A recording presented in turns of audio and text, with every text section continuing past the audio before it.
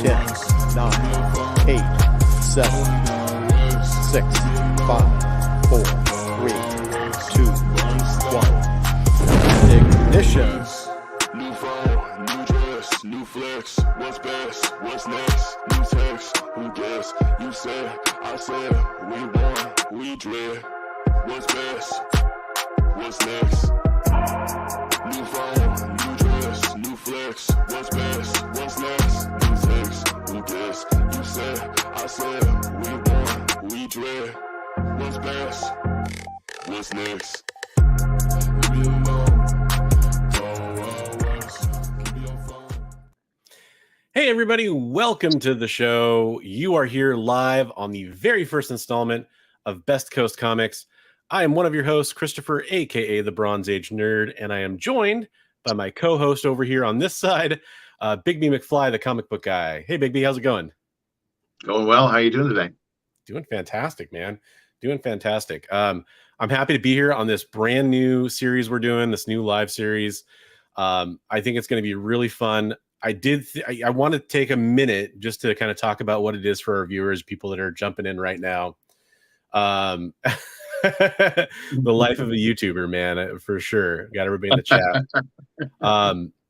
Thanks for being here, everybody. Just real fast, just kind of want to explain what this is. Yes, it's Best Coast Comics. We're over here on the West Coast, holding it down. I know it's late for you East Coasters, but it's Friday night. You guys can come hang out. This is a stream where we're going to focus on a lot of positive things in comic books for the most part. Right. We will occasionally talk about some of those, dramatic and negative things that pop up, but we want to have kind of a positive spin on it. We're West Coast. We're a little more laid back, right? Try to be. So yeah, a lot of things that we're going to talk about on here are things like, Kickstarters and stuff that people have coming up, GoFundMes, good positive art that happens in the community, things like that. This is going to be a show that's going to happen every other week, so if you like what you're seeing here and you're interested in the show, make sure you ring that bell so you can get notified when we go live for everything that we're going to be doing here. We're going to be live again in about 2 weeks or so stay tuned for that next show. But tonight we have an awesome show planned. We have some great topics. And to kick off our first show, we have a very, very special guest that is waiting backstage. I'm going to bring him on right now. Everybody, you know him, you love him. Say hello to Swagglehaus. Hey. Thanks so much for having me on. This is awesome. Absolutely, man. Thanks for being here. Yeah. Friday night, talking comic books. I did bring my pitchfork. If you did want to go crazy, talk all the drama from the castle. Yeah, but we can keep it positive too. There's lots of good stuff to talk about as well. Ooh, I like that, Derek. I like that. Bronze, Bigby, Battlestar Galactica. Yeah, absolutely. We're happy to have Swagglehaus here. Definitely, I'll just say this, one of my favorite comic book YouTubers out there in the space right now. Always has a really good, unique take on things. Always love it when you break out the whiteboard. I know I'm in for a good time. I'm going to get my popcorn and sit back and enjoy it. So we appreciate that, man. Oh, thank you. I've always enjoyed your show as well. You're one of the people I feel like, we've kind of been doing the YouTube thing for a long time, talking about comic books and done so many shows together. So it's always good when I get to hop on a stream with you and Bigby yourself too. This is our first time sharing the screen, so this is going to be great. Yeah, it's cool to meet up. Absolutely. Well, like I mentioned in the beginning of the show, we do want to, how we're going to basically kick off most shows after a little small talk and saying hi to chat when we don't have a special guest in the third seat.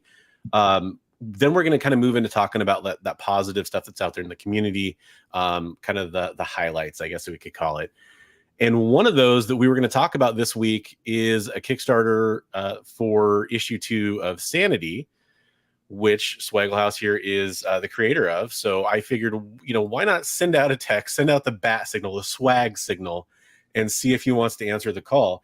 And luckily, we were able to pull him away from video games here on Friday night and get him on the show for a little bit. So I'm excited, and I can't wait to talk a little bit about Sanity if you're willing to do that for us, sir. Absolutely. Yeah, it's going to be my pleasure. Cool. Accidentally highlighted a comment there, but yeah, that's also a good comment. Hey, we got actual Dracula. So we have an actual Dracula in the house, folks. That is fantastic. Great art. Really great to see everybody chiming in on the chat. I really appreciate that. So Sanity issue 2, it met its goal in what, 2 hours? Yeah, about 2 hours, but we hit the goal, which was pretty exciting. You know, like launching a Kickstarter is always really, really nerve-wracking. I don't know if you guys have ever done it or anything, or, you know, anytime you put out any sort of project that you're working on yourself, like it's always a little nerve-wracking, and you hope that someone, not my mom, is going to support it. So, you know, to have people come out and it hit the goal like right away was like, you know, really humbling. And I'm just like super thankful, like that there's people out there that have the trust and the belief in the project. And then now it's just a great feeling because it's actually gets to be successful. Like, you know, if you don't hit your goal on Kickstarter, like they cancel the project. Like, so it doesn't become a thing. You don't get partial. Right. So that's kind of the best part about it. Right on. I'm going to show everybody the Kickstarter here, the page for it. So Sanity, Rise of the Occult, issues 1 through 3, as you can see here, already back. So, I mean, that's one of those things that's kind of fun when you learn about a Kickstarter and you don't have to worry about that. Is it going to launch or not thing? I mean, you know, you'll get your money back if it doesn't or whatever, but still there, now, you know, if you're backing this and you're interested in it, it's happening. So yeah, if you don't get it, then you can send me hateful messages of where's my comic book. It'll be my fault, not Kickstarter's. Yeah. Or as we call it, every day on YouTube. Yeah, true. Pitchforks come out every day. Yeah, exactly. Well, I think one thing, you know, that's really important to talk about is maybe give everybody a little bit of a taste of what Sanity is about. So do you mind walking us through the story and telling us what it's about? Sure, absolutely. So Sanity is a Lovecraftian detective adventure is kind of the genre in which I would put it. Obviously here on my YouTube, I have a love for vintage comic books. Outside of my YouTube, in my professional life, I do a lot of screenwriting. I work in video games quite a bit. I've written for D&D and Magic the Gathering and properties like that. So I'm very invested in genre storytelling, fantasy and sci-fi and horror and that whole ilk of stuff. So this project to me was, you know, combining my two passions and trying to sort of tell a story, you know, a classic detective noir horror adventure that is kind of an homage to that style of comic book that really sort of started, you know, comic books in general. I mean, comic books were birthed off of the advent of the pulp adventure, and that kind of led into, you know, DC Comics. I mean, Detective Comics. That's literally what it stands for. So to me, I'm so inspired by those types of comic books, and I enjoy collecting them. I thought it'd be kind of fun to do sort of an adventure and a tale that I can kind of build on my own. So the story kind of picks up in sort of a classic setup. There's a private investigator, Robert Grant, who one fateful night is confronted by Hollywood socialite and actress Catherine Dumas. She's like a very, very famous, well-known person, a very powerful family. She comes to this private investigator and hires him to investigate the mysterious disappearance of her playboy business mogul brother. And Robert takes up the case and kind of goes down the wormhole and dark path that it leads him. And through, you know, discovery, he starts to kind of dive deep into the world of the occult and starts to find some, you know, that there things might not be as, you know, obvious or upfront as he thinks they are at start. And we kind of dive into that Lovecraft kind of craziness. So that's sort of the kind of the setup for the book. And yeah, we go on an adventure from there. Right on. The one question that I had going into a project like this, I mean, you've worked in a lot of creative mediums before. Was this originally, did you ever see this maybe going as something different than in the comic book medium, or was it always a comic book in your mind?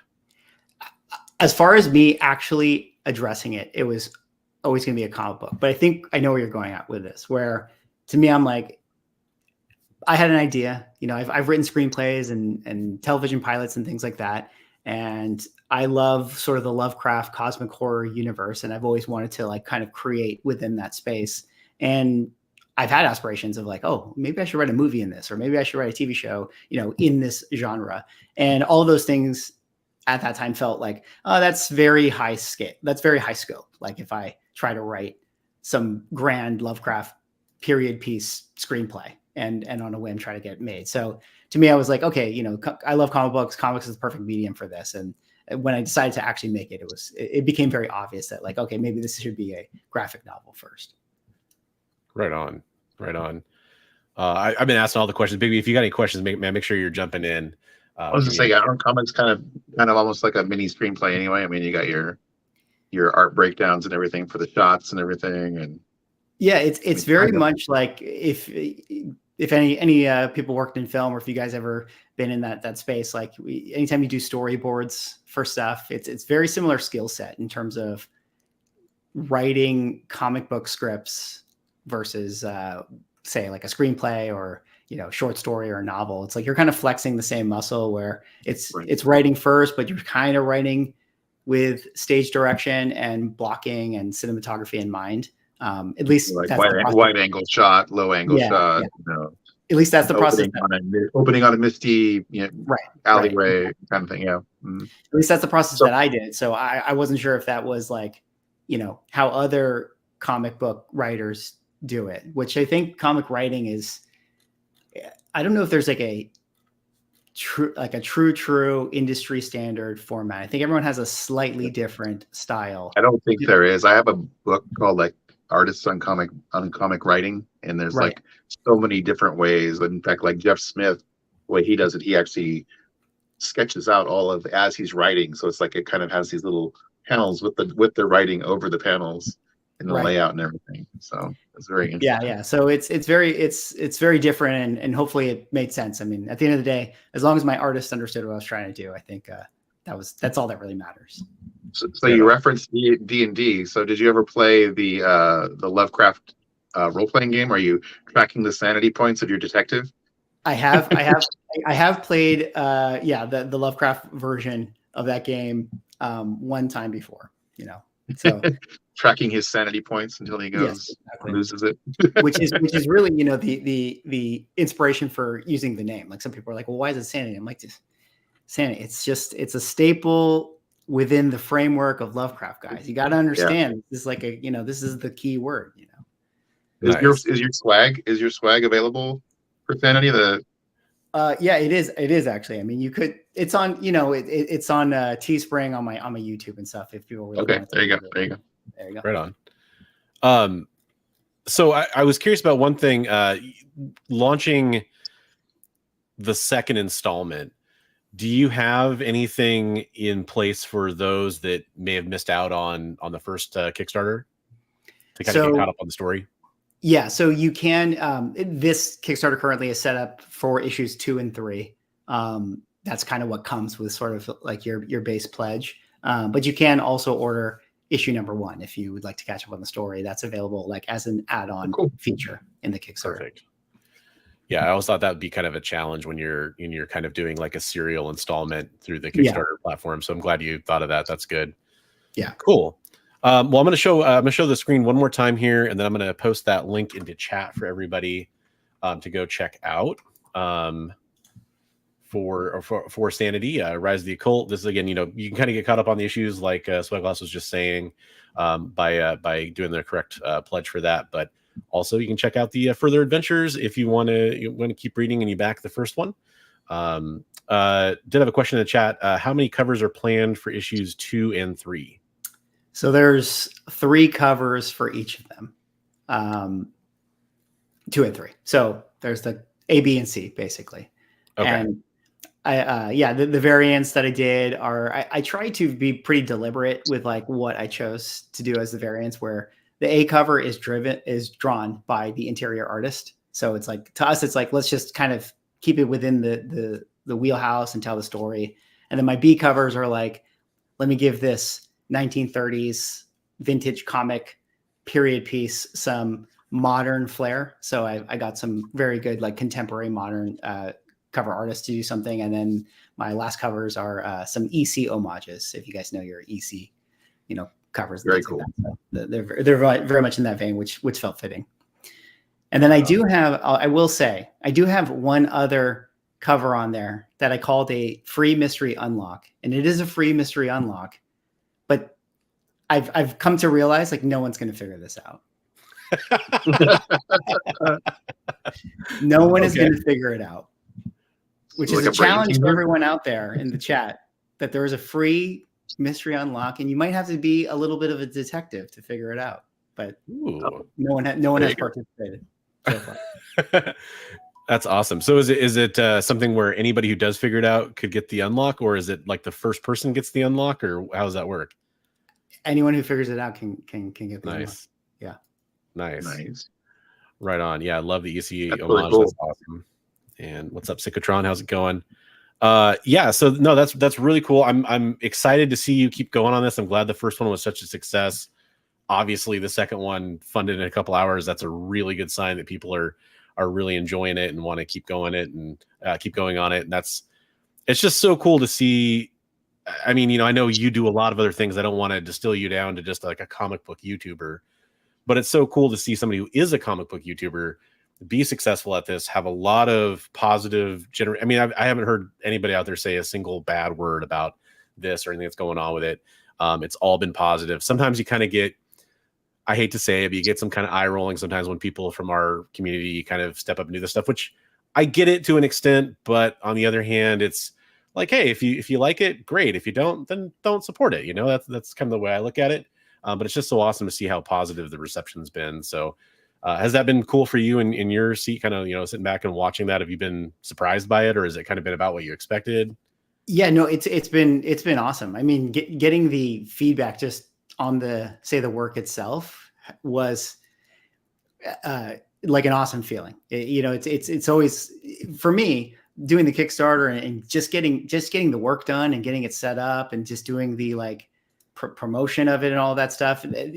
I spent so much time on it that like I kind of forgot about, oh yeah, I hope people like it. I mean, of course that's like my number one, but like that's sort of the, once you kind of get the ball rolling on it, it's like, it's been so long since I've written the script, in a way. Right. So it's like finally people read it and then they really, really enjoyed it. And it's like, oh yeah, that's like why you do it. Right. It's like, you want to do something that people love and people enjoy. And when you get that feedback, it's the best feeling ever. So it's been awesome. And yeah, it's, I expect some of that, I guess that eye roll and that pushback, because yeah, most people who are supporting me because they know me as a YouTube comic book YouTuber. So I just view it as like, yeah, I have to earn your trust.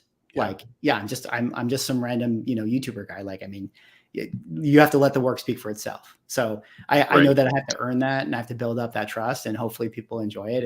And if they want to give it a chance, that they are not disappointed if they do. And yeah, I think that that's an interesting, I mean, I'd love to hear you guys do topics on that stuff. Like there's a lot of kind of influencer comic books, in this world. And I think it's only going to be more and more, to be honest. Yeah. Like I think that clearly there's a pipeline and a machine that is having some sort of social media presence and then creating your comic and having that be a vehicle to, get an audience and stuff. And that's not, it can be a good thing or it can be a bad thing. It can be like people just genuinely trying to build up an IP, and could be a grift, on another end of it. So it's an interesting conversation. So I can understand how there can be both sides of it. Right. Yeah, definitely. Yeah. It's one of those things that, I mean, for me, it's been something that I've wanted to try to do. I know a lot of people in our space they want to be artists, or they want to be, writers, or they want to be just an indie comic creator and do both, that kind of thing. I've always wanted to write a comic book. And ever since I started doing the YouTube thing, and not that I'm a large channel like that, but I've actually, it's kind of almost dissuaded me from trying to go down that path a little bit, because I didn't want it to be something where I felt like I was going to have to just rely on my audience, partially because it's not a very big audience really. But so I always thought if I did that, I would probably just do it under almost like maybe just my real name or a pen name, and not, if I ever get to that point, not actually do it connected to the YouTube thing, and just kind of maybe after the fact be like, oh yeah, by the way, that's me. but it's weird then seeing, because I've seen the reaction to something like I know you've had him on before, but like Eric July. Yeah. It's been polarizing, I think maybe is the best way to put it. I know Comic Tom launched his comic book with Fire Guy Ryan, and I think the reaction that's been a little bit more positive, but it's also had kind of that mixed reaction. But then again, like, I hold up your example because it is something that has been, from everything I've seen, just completely positive. So I think it's kind of good. Can I pitch you why I think you should do it? Sure. And under the Bronze Age, I mean, obviously, Christopher, I don't know your last name actually, so I'm sorry, I'm embarrassed. But like that should be on the comic book, but it should be under your Bronze Age nerd umbrella, and maybe you'll get where I'm coming at with this. Where I think a lot of people in our space who kind of spend time talking about collecting and kind of secondary market happenings, like, are also comic book dealers, or maybe they make their own retail variants, or maybe they're in that space in some level. Yeah. And I would almost say that's where maybe you would want to start to point to like, conflict of interest type of stuff, versus like, if you wanted to just say, like you have your series where you cover like the hot lists, and then you're like, oh, by the way, I wrote this comic book. Like, to me, it's like, oh, these are two non-conflicting content versus thing that you're making that, hey, if your audience enjoys what you do, here's one way to support you, as opposed to having to buy your hot variant, exclusive. Yeah. Or your, like, right. Comic books and stuff. I don't know. It's just a thought, an idea. Yeah. What do you think, Bigby? What's your take on it? I think what he's saying is probably rings pretty true. I mean, like, your spiel is not trying to sling comics and say what's hot and what's the best thing to invest in. So it's like, it's going to be, you're putting out entertainment, and you're trying to, and I think you've already got a built-in audience of people who enjoy your sense of humor and your take on things. So it couldn't hurt. Absolutely. Yeah. And it's one of those things where it's like, I mean, when I say that, it's more of like what I originally, like, about a year in, was thinking. Like, I was like, I do kind of want to keep going with my writing. Like, I have a couple ideas, a couple irons in the fire. And I was kind of like thinking about like, okay, which direction I want to go. And then got a little derailed, or a little discouraged, I guess, just by that idea of like, man, it's weird in this space when you do put yourself out there. Like, this is what I noticed, and this might seem like a little bit of a tangent, but it's something that I think proved very true for me. I never really cared too much about my subscribers and the number or anything like that. I know that's a big deal for a lot of people, and it is, especially if it's how you make your living, or if it's a huge part of your earning and you want to increase your subscribers. I'm not discounting that for anybody, but it's just been something that hasn't been my biggest priority, except for to be like, oh, cool, that many people want to subscribe to my channel. That must mean I'm doing something right by them. Like, they want to keep watching. But I noticed that when you cross over about 1,000 subscribers, it goes from, oh man, you're awesome, like, you're such a small channel, I want to support you, that's really cool, to, yeah, he's getting kind of big for his britches, and he's getting a big head, and it's weird because, like, I was very careful to just stay, of course I advanced in ways that I probably can't perceive, because you're iterating upon, how to make content and all that kind of stuff, but I never really set out to change or do things differently. And yet that was kind of those kind of comments started creeping in, like, man, ever since you got to 2,000 subscribers, they're like, really? Okay. So I think that's kind of what kind of maybe put me off a little bit. A lot of my friends, once they cross that 1,000 thresholds, they start seeing negative comments creeping in, and people being a little more, harsh on their criticisms of them, whereas before it's just the people who were like, hey, we love your content. And it's like, all of a sudden, start getting a little more critique. For sure. I mean, like, I think that's definitely something that happens, and it's you can reframe it, or like I've tried to reframe it as like, hey, it just means that you're just starting to reach out to like different areas, and people are going to come in and they don't know, your history and like your intentions and stuff like that. So they're maybe a little more cautious and stuff. And and you'll definitely notice it. I know, I'm sure, Bronze, you probably have some of the videos that, you know, have gotten like lots of views and like they get like beyond like normal view reach. And those are the ones where it's like, oh, you see the really like passionate comments, you know, in those videos. Yeah. You know, I'm sure probably when you covered like some of the, what was it, the hero restoration stuff and some of those videos, like the Hotshot comics and Hotshot, the two for me that really did that were the no phones and the comic book store video I did. Journos kind of reshared that out, and I had 100 subscribers and I had a couple thousand views on that video. I was just like, whoa, I'm not ready for this. And then the Comics Elite thing like kind of blew up too, and you know, stuff like that, and that. But those are good learning lessons, because when you're making a video for a few hundred people and then 10,000 people end up watching it, you kind of are like, oh, I probably should have just expected that could happen at any time, and I need to be more careful, and I need to be more well-spoken, and I need to be better at my editing and that kind of stuff. Yeah. It's a very strange feeling, but you know, I don't think, as far as going back to the, if you did a comic book thing, I think people would be excited about it. I'd be excited about it. I would back it. So cool. There you go. Thank you. That's awesome. If only you knew an artist. I gotta meet some of those, right? Well, that actually, so that, speaking of that, by the way, I did notice that Ivan Tao does one of the variant covers for Sanity, right? For issue 2. Okay, for issue 2, and nope, for issue 2. Okay, I had that right. So I just really had to ask, you know, how did you go about choosing your artists that you wanted to approach for your variant covers? Because I've worked with Ivan on a commission for one of my charity projects. And he was a great guy. So I just, you know, I know he's awesome and approachable, but like, what made you approach certain artists? Was it their vision? Was it who you thought, you know, could deliver that particular style the best, or how did you go about that? Yeah, I think it's a little bit of that.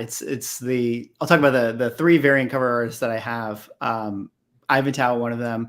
I think I've just seen so much of his work, like within retailers doing stuff or other type of kind of modern comics, and him doing a fantastic job. And he's just got like a really dynamic, heroic way of drawing characters, which to me felt like cool. Like I have this, to me, I think variants work best when they are options for people, like aesthetic options for people, right? Where it's like, here's one style and this may not be your cup of tea. And then here's like kind of a very modern, like heroic Ivan Tao-esque style that I was like, okay, this might be a cool one for people who it's like, I don't really like this kind of 1930s stuff, but I like modern covers. So like, here you go. Like, that's the one for you. So that was kind of my thought with him. And then Jenna Cha did the other variant for issue 3. And she had this series last year called The Sickness that kind of just blew up. Like it came out of nowhere. This indie book really, really blew up. And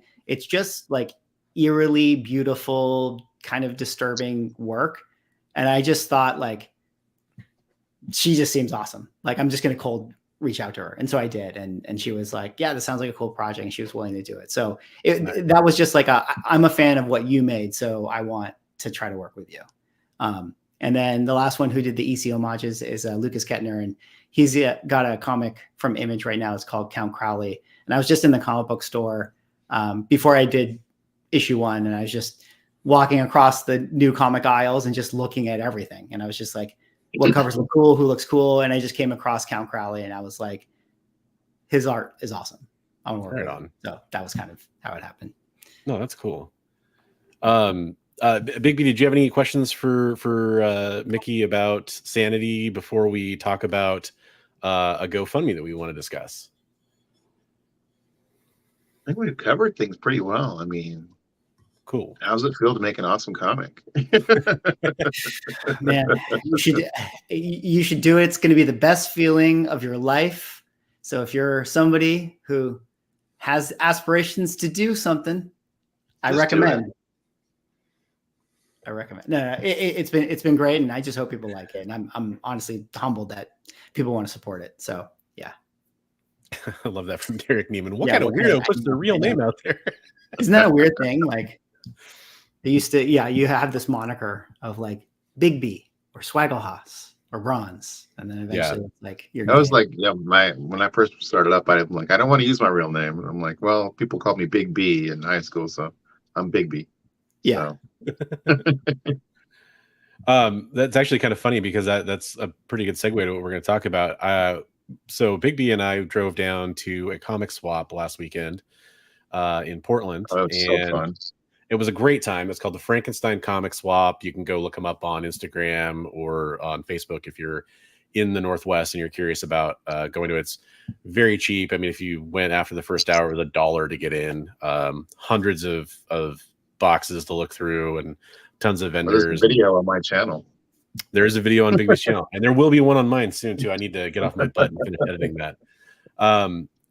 But that's what reminded me is we ran into a bunch of other comic book YouTubers or community people there, like Comics with Bueller and Sleepy Reader 666 and Agu was there, and a few others too. I don't want to just name drop everybody, but at one point you kind of we went out to lunch and stuff. You kind of get to that point where it's like, are we using our made up names like Tom Holland's joke from Avengers? Are we using our YouTube names?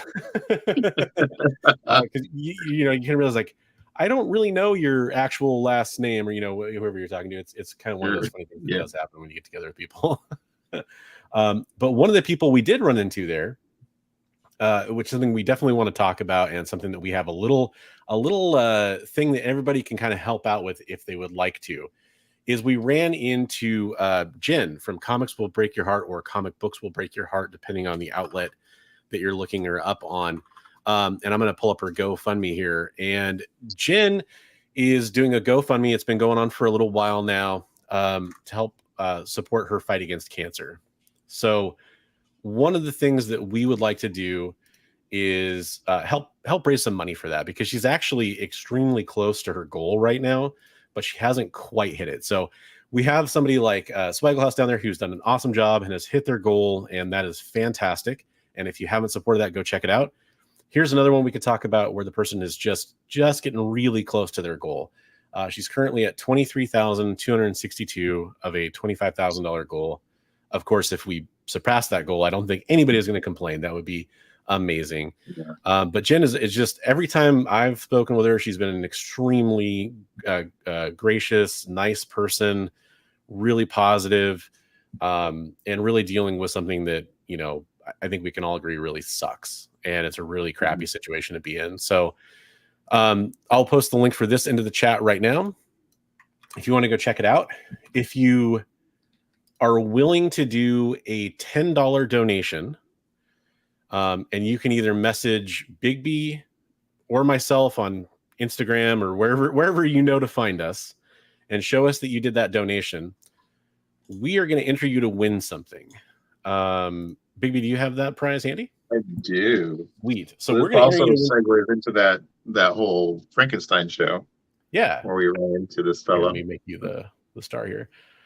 So we ran into this. Yeah. Do you want to go ahead? No, go ahead. You go ahead for sure. Okay, so I at the beginning of the show, I was going around, and each table I stop at, I would do a little interview with people. We ran into this fella, Hardline Ray, or Ray Johnson, a very talented artist, and I took a few minutes, did a little interview with him. It's on my video, and at the end of the show, as Bronze and I were leaving, he kind of, we walked over to his table and we asked him how his show was, and we were just getting ready to leave, and he kind of flagged me down and he says, hey, come over here. I want to give you a piece of my artwork as a thank you for doing the interview and promoting me. And so we picked out this piece, and Bronze and I turned around, took about 2-3 steps, and I go, you know what? I go, that we're gonna raffle this off for Jen to get some funds going to her. And so we turned around really excitedly and told Ray what we were doing, and he was all for it. So yeah, absolutely. So very nice guy. Autographed kingpin piece, and we'll get it out to you if you're the winner. Very cool. That's and cool. Yeah, so definitely go consider supporting her GoFundMe. You can win that sick piece. We'll do a drawing on our next live show, which should be in about 2 weeks. Remember, this is going to be like an every other week show. Probably going to be streaming on Mondays most weeks, it sounds like. kind of a late night West Coast show. And on our next live show in about 2 weeks, if you've done that $10 donation and you DM just the screenshot of that, or if we can see it on the page and you just let us know you donated, that's fine too. If you did it publicly and not anonymous. And once again, that link has been pasted in the chat, and it's in the description of the video as well. So please consider going to do that. Let's keep Jen reading. She's like I said, she's a fantastic human being that I'd love to see reading for a long time to come. So consider doing that. Just a sweetheart. Yeah, she's a hugger. Yes, yeah. She's Every very, time we see her, she's like, "I'm a hugger. Give me a hug." So, is she local to you guys? Is that how you know Jen? I've never met her or talked to her. yeah, she is up here in the Portland area. Yeah, and I think I first saw Comics with Bueller. Travis shared out her GoFundMe at one point. And then actually pretty quickly after that, Bigby was, I think, doing the same and talked to me about, we did a little fundraiser where we sold off the original piece he did. Raffled it off. Yeah, Shazam. It was a very cool Shazam piece. And, we got a little actually, what's on the comic rack, who's in the chat, won the Shazam piece. Oh, yeah, that's right. I forgot about that. That's awesome. So yeah, so she's just a really nice person, and definitely think that's a worthy cause. So right. Yeah, she's a YouTuber as well, and since she's been going through this, she hasn't been putting out a lot of content or anything, and also she's on Instagram, but just a sweetheart. Yeah. Yeah, there we go. Yeah, we're probably a little bit on the delay, but you're letting us know. That's awesome. It's on as well right now. That's cool. So we have a kind of a hard shift here. I don't have a good segue in plan for this one, but I will tell you that our guest, I think, is somebody who's great to talk to about this next topic. Probably I'd say the biggest comic news, most likely, for the last week or so. I'm going to share the press release here. CGC is going to acquire the James Spence authentication, which most people refer to as JSA. And this is, maybe it's not surprising to a lot of people. It caught me off guard when I saw the announcement a little bit. I don't know if that's how everybody else reacted. I mean, it certainly makes sense, and I think it's in line with what CGC has been positioning themselves to do. Especially since they were acquired themselves by Blackstone. You've kind of seen some more aggressive pushes to be a dominant leader in the market. This was probably the one area that CGC kind of couldn't really compete in, except there's one caveat to that, which might be a little bit of like their position on why they weren't doing this in the first place. And now it's a little bit of a heel turn. If you don't know what this means, I know that's kind of probably tiny print for most people. But what you don't really, if you want to know what this means, is basically is the whole notion of, I want to get my comic book a yellow label from CGC. Historically, pretty much there's only been a couple ways to do that. One of them is to go to a con and have a CGC witness your signature, and then kind of do a chain of custody form on that and say that book has been signed. I witnessed it as a CGC authorized witness. The other way has been to send them into their in-house signing events that they've done at CGC headquarters, where obviously they're there and they're witnessing the signatures. There is kind of an edge case where they've a few times given out certificates to Todd McFarlane, J. Scott Campbell. Can't think of any others that have done off the top of their head, where they've had special books that they'll send to you that have a voucher with it, and if you send it in with a certain time frame, you get a yellow label on it that way. Because they kind of consider that to be, we know every copy of this comic book was signed by this individual at this time. So as long as you send it in this time frame, you can get a yellow label. But outside of that, if you had a previously signed book, you were sending it in to most likely CBCS was the dominant leader there for a signature verification to still get a yellow label slab. If you send it into CGC with that, you were going to get a green label, most likely, depending on the specific situation. So this is setting them up to do that same kind of after-the-fact authentication for their signatures. That's a mouthful. Right. It was a good job. It was a good, explanation. I think they also were they were honoring dynamic forces within a certain time frame, not way back, but more recent dynamic forces. I've heard that, and if you're saying that, I definitely am not going to say anybody's wrong about that, but that's surprising. That's what I heard. I could be wrong, but yeah. I think, you know what, Richard, I really like that you put that into chat, because I think that is the $1 million question when it comes to this topic. Is it a good thing or is it a bad thing? And I think it really depends on your perspective. The one thing I'll say, and then I'm going to let my guest and our other co-host talk about this a little bit. When I said that, it kind of depends on their position in the past, and whether or not this is something that they should have done or shouldn't have done. CGC had kind of a moral high ground in this arena a little bit, where they could say, if you have a yellow label, it was either signed by the artist and sent in themselves, or it was witnessed, which is a witness, obviously, or it was witnessed by a CGC representative. Now, that's not 100% true. I am aware of situations where people snuck books into the middle of a stack and got a yellow label, but 99.999% of the time, that's probably true, that they actually were sitting there and witnessing the signature. And so you had, let's say you have a William Shatner signed copy of Star Trek #1 or something. Well, you can be pretty confident beyond a reasonable doubt that is actually signed by William Shatner. Whereas if you send it into CBCS, for example, and you got that authenticated label, you kind of have to wonder, like, how good is the software? How good was a forger if they maybe forged it? So that's kind of the gray area they've introduced here, where as CGC has always been able to fall back on, oh no, ours were witnessed. Let's start because I know you've covered this a lot, Swagglehaus. Let's start with you. Like, what's your gut reaction to this, and how have you been taking it? Yeah, I think I would say that it came as a surprise in terms of just being a news event, when I first heard about it. But you kind of hinted at this, and this was sort of my feeling, where my first sort of initial reaction was, of course they're going this way, because like you said, it seems pretty clear that CGC, for better or for worse, needs to pursue every road they can within the collectible world, right? So anywhere there is market to be gained, at this point, they're going to go that way. And so the signature authentication was something that they've never been able to provide as a service. CBCS had been doing it. So it seemed like this was them leaving money on the table. I mean, I don't know how much of a, market there is for them to actually have this in their business. But I think this being a CCG acquisition, which is the parent company, this goes beyond comics, right? This is even a bigger play overall. But back to the comic side, I totally agree with you. Like,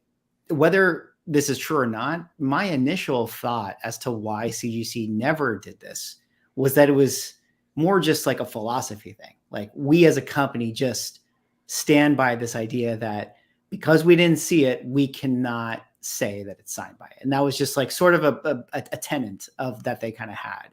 And so it's a little bit like, yeah, whatever those ideals were about CGC, or whether we made them up in our head or not, it seems to be that they decided to change that with this. And to go with what Richard was asking, is it good or bad? I mean, it depends on your perspective. On the one hand, it's good because there's going to be people out there that can now use the service, and hey, having the service is a good thing, I guess. And then it's going to be bad because of course, there's going to be some future JSA, I faked a Stanley signature and got in a seat. It's going to happen. It's going to happen. And there's going to be some controversy that comes into this. So they've opened themselves up to this being,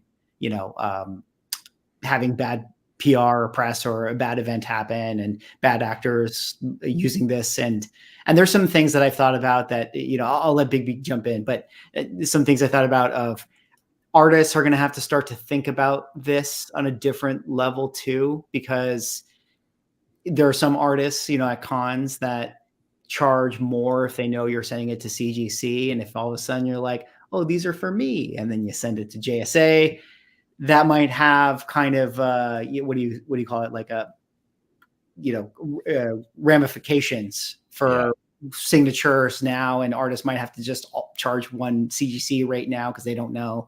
So very interesting stuff. I don't know. Are they still going to differentiate though the witnessed signatures versus the JSA verified? Probably. So no, they didn't say in that press release yet. Some people are like, well, it better be an orange label or some different color. I'm going to guess it's going to be a yellow label, and maybe it'll just say like JSA versus like CGC witness. Okay. But who knows? I wouldn't be surprised if eventually it's just everything. I mean, if I'm CBCS, I'm shots fired, right? Because I mean, that was their foothold, really. Their big thing, their claim to fame was that they could do the autograph authentication. So it makes a lot of sense for CGC. And then I think CGC is also looking at how many ways can we get people to send in books that they've already sent in before and get them redone. We've got the 9.9 pre-screen now. Now we're going to have all these green label books that have autographs on the inside or autographs on the cover that are going to come back in for JSA authentication. So we're going to get that money again to get that service done. So I mean, there's that too. But as far as good thing, bad thing, I mean, as for collectors, I think it's a good thing probably. I mean, the one thing that I was talking to Bronze about that I thought would be an interesting side effect is what happens to the value of those green label books that were signed but weren't authenticated before, or books. I've got a whole stack of Stan Lee stuff that I picked up at a shop a while ago. So I'm like, are they more valuable now, or are they, I would be interested to see if you went on eBay right now, would you see a flurry of CGC greens that had names on covers swooped up? I bet you will. Kind of an interesting play. I bet you it's already happening as soon as this announcement dropped, because I mean, like the answer I have to that question is the argument that I've seen from so many collectors is, and I not the seasoned veterans that are talking about have done hundreds of CGC submissions. I'm talking about the questions I've seen, and maybe I see a lot of these because of what I do. If I have a comic book that's signed by so and so and I send it in, do they grade it? Like, how does that work? Like, a lot of people have that question because they have those signed comic books. They didn't even know that what a green label was or what would happen. They just assumed. Like, it's the same thing. It's like, do I remove it from the poly bag? Do I send in my COA? Like, it's in the same realm as those questions, which come up all the time. Yeah. Whenever somebody's talking about doing a submission, and this sort of alleviates that concern for that collector that may have been on the fence about sending in those books. So I think it's a win from CGC's perspective. And I think it's kind of a win from those people that wanted to submit to CGC, weren't even aware there was a difference with CBCS, but they get that first answer like, no, don't even bother. They're not gonna grade it correctly, and then they would send it to CBCS instead anyway. This is kind of a win for those collectors, but it is interesting what it does to the integrity piece. And look, I said this show is about positivity. I'm not trying to break out pitchforks too often, but CGC is a company that has found themselves time and time again in the crosshairs of integrity questions, is how I'll put it. Yeah, and it's something that I actually, I've said this before on one show. I had a set up time frame to bring Matt Nelson onto the show. And all I'll say is that some controversy happened involving a lawsuit or something around the time that he was supposed to come on. And I never even reached back out. I did not want to bring on somebody in the height of all that going on and say like, hey, I know you can't probably answer any questions about this because of pending legal action. And everybody's going to be asking questions about integrity and all the things that have been going on. There's been a lot of dominoes that have fallen when it comes to grading trust, is how I'll put it.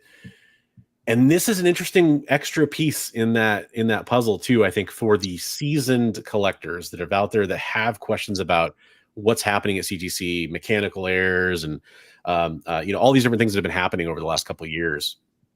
I think that's where it gets interesting to me. So it really depends on your perspective if it's good or bad. I think it's a question you have to ask yourself.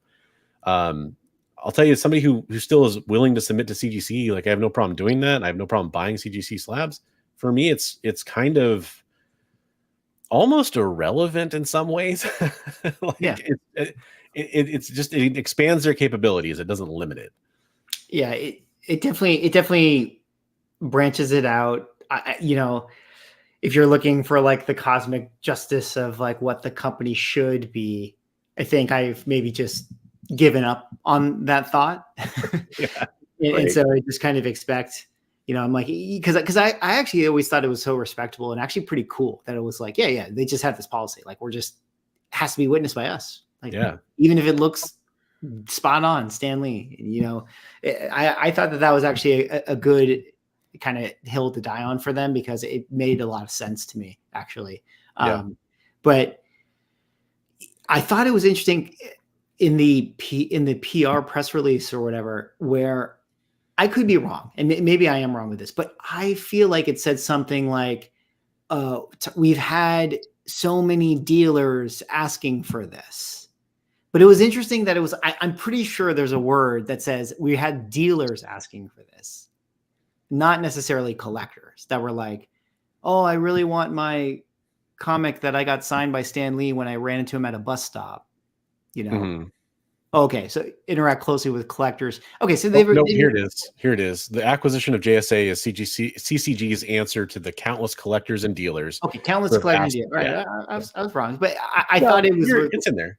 The countless dealers, and I was like, I just got to think that there are so many dealers out there that do heavy volume that are very loyal to CGC, but then occasionally they'll get those comics that have Stan Lee signed on it or a Jack Kirby signature or whatever, and those will be the books that they send to CBCS. And I would be shocked if not 99.9% of the dealers that were in those predicaments are like, great, cool, now I can just go to CGC. So I don't know how big of a market that is, but that I would expect that market is going to hurt CBCS for sure. I was talking to Ryan, Automatic Comics, about the Stan Lee SIGs that I have, and he was saying, he's like, 10 out of 10 times I would still send them to CGC and get the green label. He's like, they're going to go for more, even if they have the green label. And I mean, that was before this announcement. So it just does nothing but more strengthens that opinion that, it's not a good thing for CBCS for sure. I wanted to address, I think Derek had an interesting thought experiment in the chat here. Interesting thought. This seems like it would actually harm CGC's profits. Are now less people will feel obligated to use CGC's exclusive signing events. And I think that's interesting. I don't know. I think like if you look at the volume that CGC does, I'd be surprised, because what we're talking about, I think, and for the most part, especially over the next couple of years, is people that already had the book signed. They had it signed at a convention. They acquired it signed already. Or those conversion green labels where they want to get a yellow label, assuming that they use a yellow label. I don't think that's actually been confirmed, but let's just assume that's the case. They're probably expecting some of that reholdering, and I'm sure there'll be an additional fee, of course, for the process there. So you would have to think that the JSA service is going to cost a decent amount more. Yeah.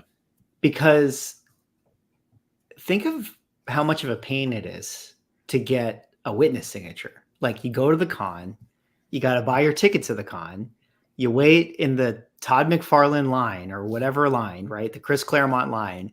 And you got to, you stand there for whatever it is, an hour, maybe it's 2 hours, whatever. You got to make sure you go to the CGC booth. You're like, hey, can you come with me? I need to get the witness. You got to do it. You get to do the whole thing. And it's a process. It's like such a process, and you have to put an effort to do it, versus if you can just, like, I don't know, Chris Claremont's going to show up at my LCS and, hey man, can you sign this? And he sign it. And then, like, I can just JSA it later, like on my own time. Like, I would think that, yeah, it would have to be, they would have to charge more in order to protect their sort of witness side to their business. That's where I'm curious to see what the secondary market, where it's going to shake out. Yeah. What's the value of a JSA one versus a CGC witnessed one going to be? Yeah. Is there going to be that great of a difference? Because, you know, you have that security of having known that a CGC person watched the autograph. It's a great question. And I think my guess is that it's actually, for most comics, probably going to be negligible for when it comes to Right. CGC's JSA versus actual witness. So I think Huge book, though. I was watching Ryan was saying that on CBCS it's around $15 to $20 for the autograph authentication. So he said, I would, yeah. So he was saying I would assume it's going to be probably similarly priced. So like you're saying, Mickey, it's probably going to be, yeah. What is the incentive to go through all that hassle? Yeah, what is going to be it? And then you have to wonder is this going to cannibalize the witness a little bit? Because I don't know. What if you're like, you know, you're looking at a comic and you're like, well, I could pay $400 for this Todd McFarlane witness one, or I could pay $340 for the JSA one. And you're like, I'm sure it's Todd McFarlane's signature. What do I care? And you just get the you know, it's like it might start to, you might have people buying the cheaper one, and then that might affect, you know, I mean, but ultimately CGC is probably not really concerned with the secondary market. They're right. really all they're concerned about bottom dollar, how many books are coming through the door, getting graded and getting verified. It doesn't really matter to them how it all shakes out in the end to the end users. It's just all about dollars and cents. I mean, that's what a company has to do to be responsible to growing their company. I mean, so I think that's a really accurate point. Although I think that I've always thought that's a little short-sighted on CGC's part too, because if they're setting themselves up and like, you know, no doubt about it, right now they're the industry leader when it comes to certified comics. Like they just are. There's nobody even close. So if you take that long run viewpoint, we want to be the dominant leader in the market. I think they would benefit a little bit from caring more about how things are going to be affected on the secondary market. Because look, if a month from now, you know, Swag drops a video showing how CBCS comics are suddenly worth more than CGC comics, and you know, all the other big YouTubers talk about that, and all the people on the CGC and CBCS forums are talking about how CBCS comics are worth 20% more on average than CGC comics.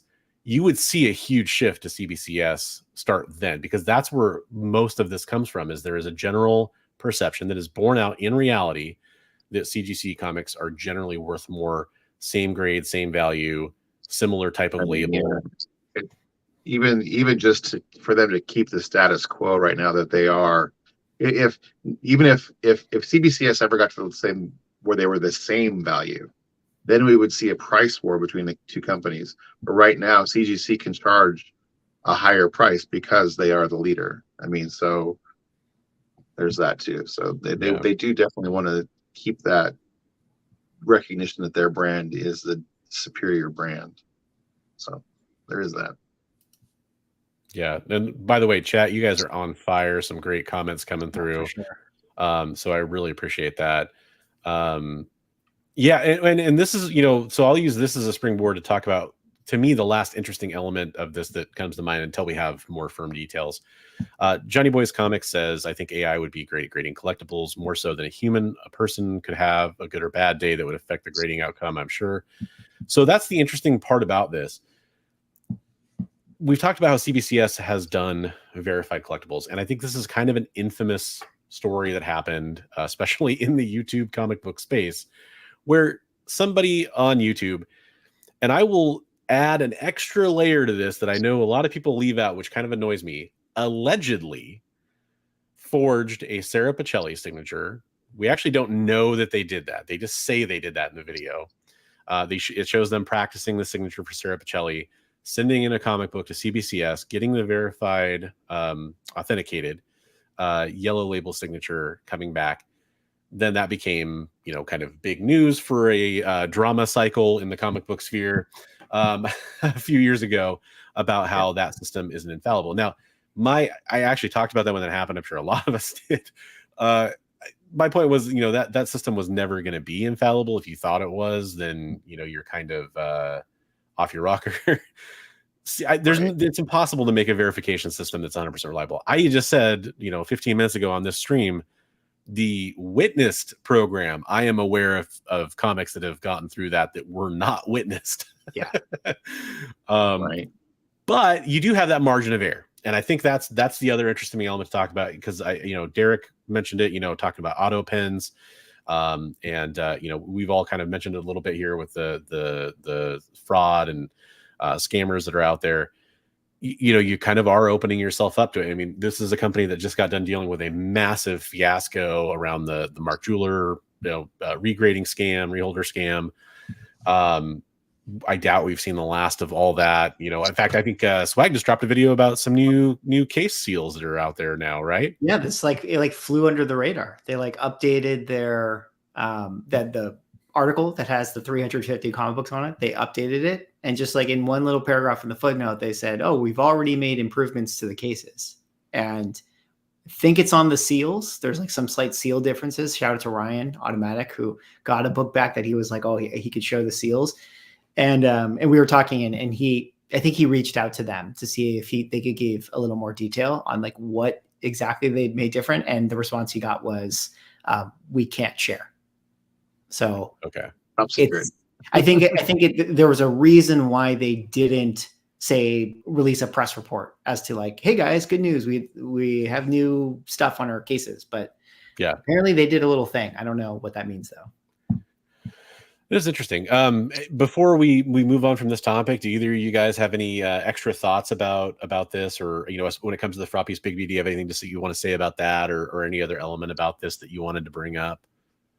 I mean, gee, how bulletproof is CGC? I mean, how many major scandals have they gone through, and they're just shrugging them off left and right? It's just man. Yeah. I mean, hey, this the Wild West of collectibles, and it's just going to be, I'm sure there's going to be crazy stories that are going to come out of this whole JSA thing. So I'm sure we'll talk about it when we get there. Well, and I want to go back to a great point that Swagglehaus made when we started talking about this too, which is it is not just CGC. Obviously, as comic collectors, we're focusing on the comic aspect of this.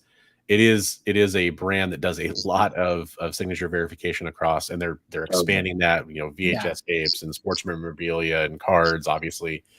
Totally, yeah. It's this opens it up, getting George Lucas to sign your Star Wars VHS, getting actors and actresses to sign, your graded DVDs. It's that level that they're thinking about it too.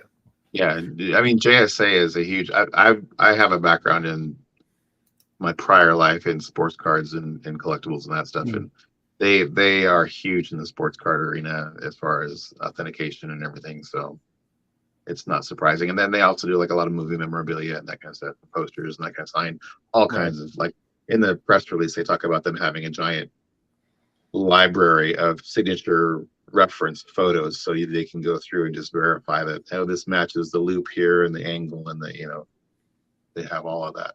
So yeah, and the one thing I always love to bring, this is my little parting thought on that.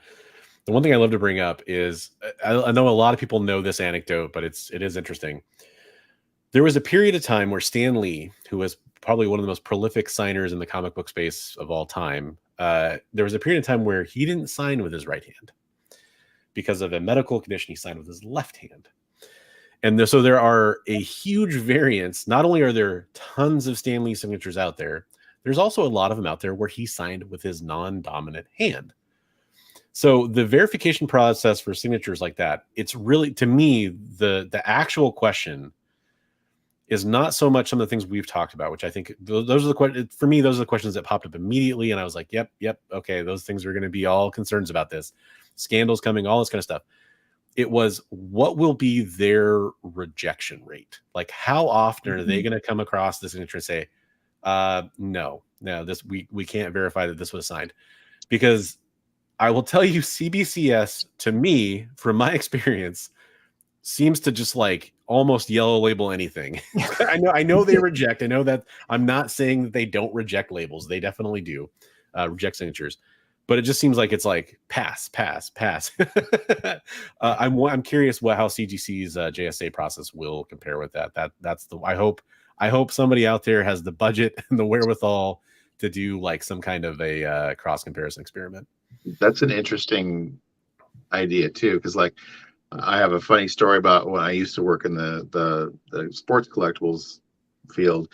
A fellow bought a Albert Pujols autograph ball. I don't know if you guys know. He's a baseball player. Yeah. Anyway, in his rookie seasons or his first few seasons, he signed with more of a looped A, and later on he went to a pointed A, and so it was an early signature, and we sent it in, and the guy bought the ball and sent it in, and it came back rejected, and he came in demanding a refund, and we gave him a refund and everything.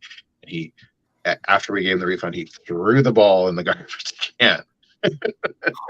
And we're just like carefully picking it out, and we send it to the competitor grade authentication, and it came back authentic. So you send your book to CGC, and they say no, it's not authentic, and then you send it over to CBCS, and they're saying yeah, it's good. So yeah, you got that going on too. So that's crazy. It's going to be a wild west if it wasn't already. I'll look forward to the some YouTuber out there. I'm sure we'll do the experiment, video. Yeah, crack one out, send it to one, and crack it out and send it to the other. Yeah. I can't wait. I don't think I have the budget to do that or the patience, but I'm sure one of us will.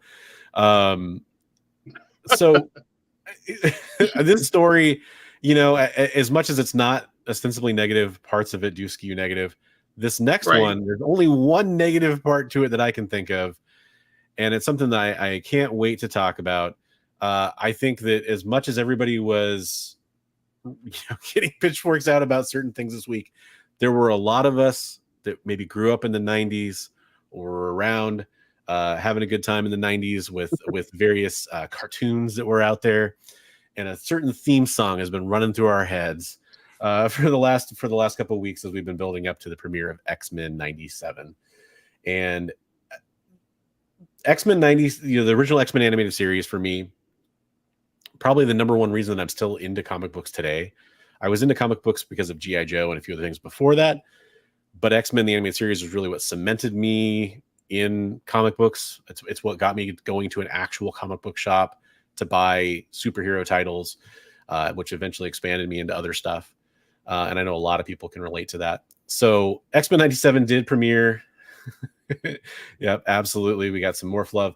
I'll be honest, I've only watched the first episode, and we will go pretty light on the spoilers because I know there's a lot of people out there, that don't want to play the man. That is a quick way to get kicked off of get that flag on your channel. That song is notorious, but yeah, you play it in your head. That absolutely, I'm sure we can all do that. Going through my head right now. Yeah. Did both of you watch any of the X-Men 97 stuff? I watched both episodes. It was really good. Cool. Yeah, I'm actually kind of in your boat, Bronze, where I watched the first episode and I haven't seen the second episode yet. Nice. But watched the first episode and yeah, I thought it was good. It was like this feels just like the show. I have minor nitpicks. Same. Of some things, but I couldn't complain. I was like, yeah, this is pretty good. Yeah. It was and again, we'll keep it, for people that may not have watched it yet, don't feel like you need to tune out. We'll keep it pretty spoiler free. Spoiler free. I will spoil, because I have to, one tiny thing that's it's already being memed on the internet, so I don't think it's a big deal. It's not a major plot point. It definitely is not anything like that. But all this for people that kind of want to know what I'm talking about already. I'll just say, as a major Cyclops fan, there was a moment in that episode that had me going, that I'll definitely mention here in a second. But the one news piece I want to talk about that does surround this, but has been pretty interesting in watching this unfold, is that we've had a lot of talk about the showrunner for X-Men 97 being fired, being let go, Bo DeMeo from the show. And now we have a very vague response about the exit from the show. So this is from Entertainment Weekly, obviously. I'm just going to go down and talk about Brad Winderbaum, who is the head of streaming, talking about the exit. And I'm just going to highlight this little section here and talk about it. I can't talk about the details, Winderbaum tells EW in an interview, but I can say that Bo had real respect and passion for these characters and wrote what I think are excellent scripts that really the rest of the team were able to draw inspiration from to build this amazing show that's on screen. Asked if he would categorize the parting of ways as a firing, he says, I don't. We parted ways, in quotes, is the best I could say. So really, honestly, kind of, in my opinion, a little bit of a clickbait thing from Entertainment Weekly, because it's not really an answer, but it is a comment from Disney streaming, Disney Plus, about what happened here. So I don't know if you guys have both been following this whole situation with DeMeo exiting, but there's been, for those of you that don't know, there's been talks of part of the reason he may have been let go may have had to do with his OnlyFans page. We don't really talk about OnlyFans too much on this channel. We mostly talk about Only Beards, but you know what? I get it. Yeah, I was subscribed to your channel. Yeah, partly for comic books, but partly for your commentary on OnlyFans. I mean, it's very, very deep. No pun intended. And so that's a rumor. It's also worth noting when you're talking about a show and a property like X-Men that are so synonymous with diversity, that Bo was a gay man working in the industry. So that was definitely a factor that people brought up when it came to this firing, and in regards to the OnlyFans. I think the element to me that stuck out the most was a lot of testimonials coming up from people that had worked with him saying that he was hard to work with. And so I think, when these things happen, you start to hear the rumblings, and you could start to point fingers at OnlyFans and maybe some inappropriate stuff that was being shared on there, which, by the way, OnlyFans was not created. I know a lot of people think it's absolutely all about sex. That's not the only. It was created kind of like a Patreon service, basically, and so there's not just that kind of content on there.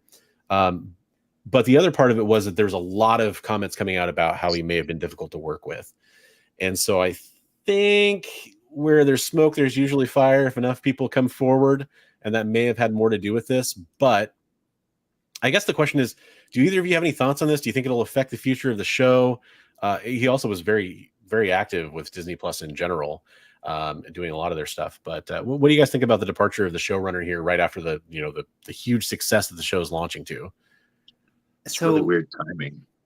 Yeah, it's very strange timing. And I don't know Bo. I did briefly meet him at San Diego, and I have some mutual friends of his, and I did follow him on Instagram, actually.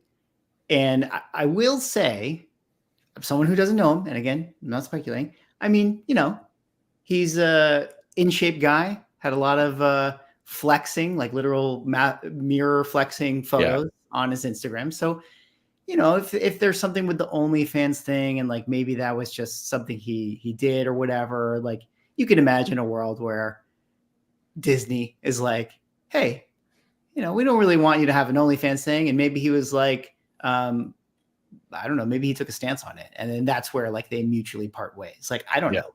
Like that would be my guess, but that's me going to speculation town.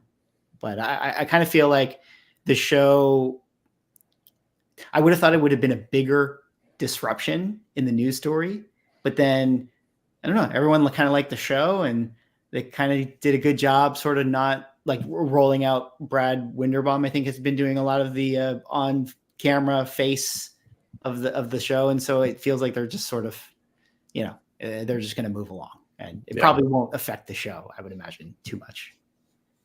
Yeah.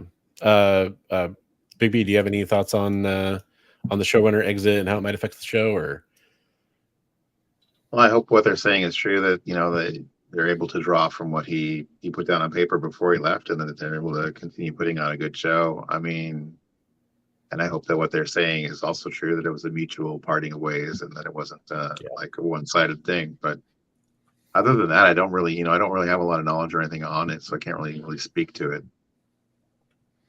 Yeah, and I'm right there with you. Like I hope for the best situation here is that it is like the to me the crappy thing is if it is just a difference, like a creative difference type thing, hey, maybe the working environment, like so personalities don't get along.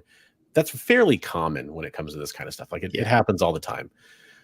This caught publicity, I think, because of a lot of the reason, show is getting ready to launch. I think the OnlyFans angle really drummed it up for people when that came out. And I think that where I was going to go with this is that's too bad to me. Like unless that had something to do with this, which I mean, he's posting, in this article, even confirmed it. I just kind of made sure to show that on the screen. It's shirtless gym pictures. It's nothing explicit. Yeah. There's nothing crazy on there. And like you're saying, it's on his Instagram, and so if that's the case, I really, when it comes to Disney, take it or leave it. A lot of people really upset about the Gina Carano termination, and that's a whole nother ball of wax. But it does start to become like if there was a moral question involved in the firing of this individual, it would really be interesting. And I guess my opinion would be that it would bum me out if that had anything to do with it. If it is just a creative difference thing, it bums me out that everyone's kind of leaping to conclusions about why he may have been let go and all this stuff happening. So yeah, that's kind of where I'm at with it. Yeah, I really, I don't have no idea. Creative differences feels like that would. Never is it really creative differences that lead to firing. Creative differences is usually like this is the canned like PR thing that we're going to say, and the reason. And I don't know, I don't know if the OnlyFans thing is like a real thing or if it's not or whatever. But I guess you could make the argument that it is Disney, and it is a cartoon, so maybe they're just the mouse is very sensitive, I would imagine, to these types of things. And I guess it just depends on like how it was presented when he got the job. Like, I don't know what that's like. When you get a job like this, is it like, here, you're signing this contract, and by the way, here are the terms you have to agree to, which is, like morality clause or something, whatever it is. Yeah. Yeah. And the whole creative difference thing is definitely, it is one of those euphemisms. I feel like that gets brought out quite a bit, but I always just generally take it to be like personalities don't get along and the show can't continue with both people there, basically, or what, every party that's part of that, somebody's got to go. So it is interesting. I mean, I do think that this is a show that people have been, just the nostalgia train's been running hard. People are super excited for it. And I do want to focus on that a little bit. It's kind of hard without talking about it too much in detail, and I don't want to spoil it for people because it's still pretty new, and I know a lot of people, they're waiting for the weekend to get caught up on all these new streaming shows and all that kind of stuff, especially. So that said, there's one thing that as a lifelong Cyclops fan I got to talk about, and I think the best way to talk about it is this one screenshot from this Nerdist post on Threads that I found. I think it's the perfect entry, and it's also topical because it's a little bit of a Dune reference too. So Nerdist said, people watching X-Men 97, wow, Cyclops is awesome. Cyclops stands, Hassan Al-Gaib. And if you know the moment, great. If you don't know the moment, go watch the show or whatever when you get a chance. This is the only thing I wanted to say about this, and this is one of those moments where it's like I get to be really selfish because I have a platform to do this. Cyclops is my favorite comic book character. And it is rough being a Cyclops fan, let me tell you. I have my reasons why I love Cyclops, but the Fox movies did him pretty dirty. I think that contributes a lot to this Cyclops as a tool kind of rhetoric that's out there. There's also plenty of people that read comic books, and there's moments in the comic books where he's done some things that are pretty terrible. But also, like most things in comic books, a lot of those things have been retconned, or they were just bad decisions at the time in the writing, or to make his character, to play on the notion that he's the Boy Scout by turning him into the bad boy or whatever that did something wrong. But yeah, it's just kind of fun to see. Like, I feel like there was a lot of fairness to this character that I didn't see in the show, or not in the show, but in a lot of the televised and movies that come out before. You got to see him kick some butt a couple different times and do a couple badass things. But you also saw, like, characters be very critical of some of his decisions, and he's put in a place where people don't agree with it. A lot of characters had moments to shine in this episode, though. So it sounds like we all watched the first one. What were each of your favorite, characters in this show? Like, were you happy to see moments from any of the characters in it? I definitely enjoyed Cyclops. I'm also someone, I can't say that Cyclops is my favorite character, but I've always liked Cyclops. So I'm not on team like Cyclops is lame. So I enjoyed him kind of being a focal point, and it was cool to see kind of where they shifted who the series attention was on. You can tell that it was a choice, that they're like, guys, Hugh Jackman Wolverine is everywhere. Like, let's not make Wolverine, the main focus of this cartoon. But I enjoyed Cyclops for sure. My little nitpick, and I'm curious what you think about this, was actually that image that you showed in combination with some of the other stuff. Is I was like, can Cyclops do that? Like, I'm like, that seems like a huge power creep buff right there that they gave him. And my nitpick was that I kind of felt like, what I remember of the old show is when they fought the Sentinels, it was tough. Yeah. And, they were all, their power levels were very high. I'll just say that. Yeah. And so I don't know if that was that, but that was my nitpick on it. Okay. Yeah. Oh. How about you, Brian? What did you think? I thought it was really well done. I enjoyed the characters, and I thought it was cool. They're kind of expanding the universe of characters that they're going to start using. I mean, I'm not going to spoil anything, but episode 1 we saw some other characters, so that was kind of neat. So yeah, I enjoyed it a lot. I feel like, should I not say who it is? That's why I was trying to dance around. The New Mutant character. Yeah. I think that's obscure. Yes, yeah. That I was like, oh, cool. We're going to start expanding the X universe a little bit. Yeah, and showing some more characters. So I thought that was kind of neat. Like some of the ways that Cyclops was using it's creative new ways. So I was like, well, I've never seen him do that. But okay. Yeah. I think the thing for me about the power thing, so I just rewatched all of the original series. Like, literally, we finished. I've been watching with my daughter, and she thinks it's cool, and she kind of checks in and out from as we're watching it. She's 5 years old, but she's pretty mature for a 5-year-old. But I was watching it like, with kind of this like, wow, I wonder what it's going to be like transitioning into the new series. And because you say new series, and it is very much a new series, but it's also a direct continuation of the narrative from the original show, and very, like, according to them, very painstaking in trying to be, literally frame by frame, they're checking it for accuracy against the old show. That's interesting to me because some of it feels a little more different than I expected, basically, from the new show. And I'm not saying in a bad way. I think I'm warming up to it, or I'm kind of adjusting to it. But when it comes to the power thing, it is interesting because in the beginning, when you watch like a Night of the Sentinels is the like the pilot of the original animated series. One Sentinel is extremely challenging for them. You get to the end of the show and you kind of feel like when they switched over to like the other animation team and that kind of thing, like the characters are kind of doing crazier stuff. So it is a little bit, in my opinion, in line with that to a certain extent. When it comes to the Cyclops in particular, I think that there probably will be a lot of people that are like, wait a minute. But then again, like, I don't know, somebody who's always really paid attention to Cyclops in the comics, there are things like he does that are kind of like this. When certain artists and certain creators have written and drawn the character that feel in line to me, but it does feel like it's for the show, for the animated series, it's kind of ramping up. I felt Storm was a little like that too. Yeah. There's, and I won't spoil why. I want people to definitely go watch that sequence and see it for themselves. But that's a really interesting analysis, and I do think that there is some. I wonder how much of it is like we want to make the show more exciting. We want to make we can animate more because we don't have to worry about. There was in the original show. If you watch any of the documentaries surrounding it, there was a lot of problems getting it animated overseas. During the 90s, there was some real issues with that. They eventually changed animation houses a couple times.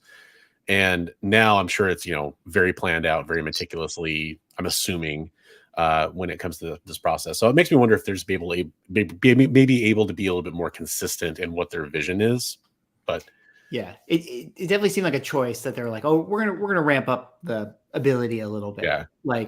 And so that's totally fine. It was just it took me back, especially a moment like that.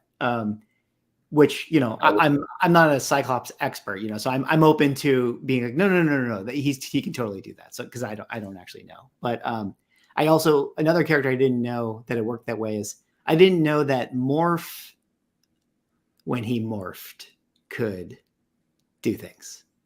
Yeah, you know what I'm getting at. Yeah, like that was I didn't know that's how it worked.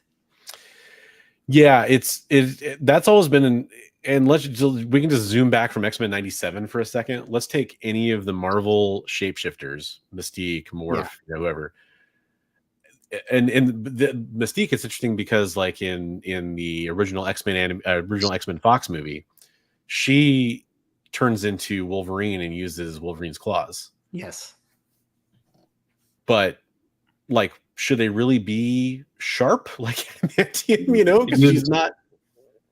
She used Wolverine's claws, but when they were fighting, Wolverine cut the claws off of her. So. Exactly. But they're still sharp as knives or something. Yeah, like bone. Probably they're not adamantium, but they're like And I don't think the original creators of the X-Men movie, Bryan Singer and everybody, I don't think they were thinking about it on the level that we're probably analyzing it now. That's usually the answer. Yeah.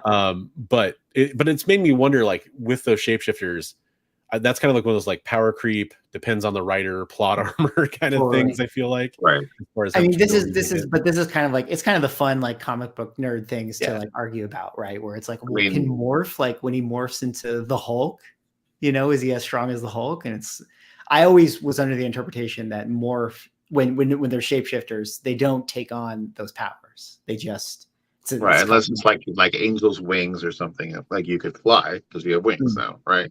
Maybe not to the skill set that Angel would be able to fly, but you have wings. So, that's true. But yeah, it's a good question. Nerd fight. I will say the animation, that was kind of my biggest, the 90s cartoon. I enjoyed it, but I was always kind of like a little disappointed in the animation, and this was a step up, especially the second episode. I was blown away by the animation. I thought it was much better. So that's cool. That's good to hear. Because having not watched the second episode, the animation style was probably the thing that like I'm mentally adjusting to it the most as I'm watching it, because on one hand it's more consistent, it's more detailed and a little sharper. On the other hand, it's kind of trying to be retro, and yet it doesn't actually, like, it matches the last few episodes of the series or the original series more than it matches the majority of the original series as far as that animation style. And that's probably the less appealing of the two animation major styles that you see in the original X-Men for me personally. But yet it's more consistent, it's sharper, it's more smooth in its motion and stuff like that. So like that, there's a major action sequence in the first episode, and that sequence is just, I mean, my feeling watching that was very similar to seeing Luke at the end of season 2 of The Mandalorian. Like that nostalgia wave was just flowing right through me, regardless of how totally accurate it was, maybe or maybe not. It was just very strong, like visceral reaction for me. So yeah, that's kind of what it is. I mean, I can't quite remember, but the original show, because I didn't rewatch, but I sort of recall, was it season 4 is the last one, or season 5 or something? Yeah, like that does have like a very visually kind of different than the first season. And I guess, like you said, a different animation house took it over or something. And I'm sure people that are like listening to me say that might think like, what are you talking about? It's not even similar to that. But to me, it's closer in proportions to how the characters are drawn than the original style. The original style is, the best way I can describe it, is a little more rounded features on characters, whereas the later ones are maybe trying to be a little bit more like the Jim Lee 90s Liefeld, Protasio, that kind of style of animation. Right. So, but yeah, it's cool. I mean, there's definitely some really cool moments for everybody in there. I think it's cool to see the expansion of some of the characters, the cast that they chose, the plot continuation. So I think it's cool. I think it's cool. I think it's a cool thing. It's something I'm really I think it's neat how they're kind of, once you guys watch episode 2, they're amalgamating in a lot more of the past comic storylines too, and fitting them in to where they make sense in the animated series. So yeah, it's pretty cool. Oh, Psycho Phil, you're gonna. There's a lot of power buffs in the show, but there was also some nerfs. And booty of the week. Yeah, sorry, I had to do it. Psycho Phil, you're referencing it. That's one of my favorite elements of the original show, as most people are aware. And that, by the way, that's also like a weird thing that happened after like the trailer came out. People are, oh, did you see what they did to Rogue? Like they didn't give her the credit she deserves, or the feature she deserves, or whatever. And man, as some people quickly pointed out, I really want to stress this. You go back and watch that original show. Yeah, sure, there's shots like that, and I posted a shot of Jean Grey where she's rather round in another way in one of the episodes from the last episode, actually. And yeah, there's moments like that, and there's moments where characters look very, very flat in every possible way you can imagine. Like it was just a very inconsistent animation style. And it's funny how you guys, you get everybody who's watching and you get caught up, because there's memes coming out that are going to spoil stuff for you. Yes, 100%. Like, you know, and I sincerely apologize if anybody was like, oh my God, I can't believe you showed a screenshot. I think out of context, it's nothing you could rally. No, there's other memes that apply stuff you guys haven't seen yet. Yeah. I'm like, how many episodes is this season going to be? Do you guys know? I thought it was 8. Okay. I can probably Google that really fast and get an answer for you. Like, is this going to be like, do you think that this series ties in any significant way, or do you kind of think it's more of like a fan service kind of just fun thing? Yeah, I think it's kind of a way for them to ramp up excitement about X-Men before they're blending in the X-Men into the MCU. I think it's kind of a subtle way to do that. Oh, for sorry. 10 episodes for the first season, by the way. That's the answer I just got. Okay, 10 episodes. So that's actually longer than most Disney Plus series, but shorter than all but the last season of the original series. Right. But yeah, I have a feeling, I think, are Marvel's spoilers okay to talk about? If you haven't watched the Marvels, you haven't seen the post-credit scene from the Marvels, go ahead and I think that's okay. That's like it's on Disney Plus now. Yeah. I feel like it's past the point of October of last year. A blanket warning for anybody listening, maybe turn your volume down for 30 seconds or something like that. So we did see Kelsey Grammer's version of Beast return in that, and it did kind of make me wonder. They're playing around with the multiverse so much in the MCU right now, maybe too much for me. But yeah, it's one of those things that makes me wonder: are they going to play around with the? I feel like the Marvels is setting up Deadpool and Wolverine, and yes, absolutely. I mean, I think that's pretty natural to assume. But it makes me wonder if maybe there was some speculation that the Professor X we saw in Doctor Strange Multiverse of Madness was the X-Men animated series version of Professor X. I don't really buy that based on what we saw with the other characters introduced, but there was a lot of talk about that when that came out. So it does kind of make me wonder if we're going to see, kind of like in the Flash, you get the shots of the different multiverses of Superman, right? It makes me wonder if maybe there will be something with that along these lines for Wolverine, Deadpool. Could Wolverine and Deadpool and Wolverine, could I see them referencing the X-Men animated series? Yeah. It could easily happen, right? Totally. Yeah. Especially with 97 being on or having just been on, kind of. The wheelchair design is kind of what a lot of people were pointing at when that came out. I remember when that Super Bowl commercial first came out. So cool. I imagine that. Oh, go ahead. Go. Oh, no. I please, because I was going to see if we had anything else we wanted to talk about. So that's perfect. No, I was just going to say, I imagine that they're not the same. Just for them to avoid confusion or contradictions and stuff, like they're just going to say they're just the slightest of variants, Yeah. Because it would be too hard to have to, unless they had a really, really detailed grand plan of how they're going to connect these characters. Like, I can't imagine that they would want to make them the same variant. Yeah, there's a literal plot point with Charles Xavier that to me says they're not the same Charles Xavier. And I guess to make it completely split, I'll say it refers to how he dies in Doctor Strange 2. I don't think that that's the same character for that reason. It just wouldn't line up correctly. But and you never know. It's possible. I do think that there's a chance that we could see some connection. They already did do I think it was called.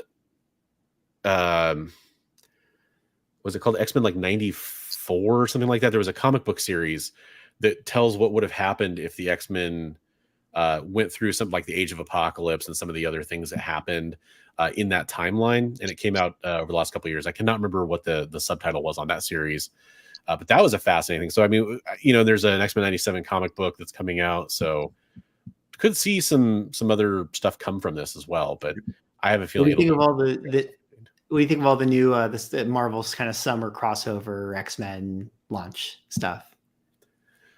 What do you think, Bigby?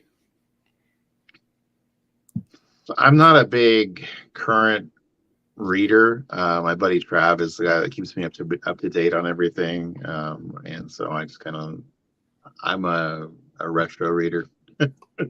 Fair enough. But I've seen a lot of the publicity stuff for it. Everything it looks cool.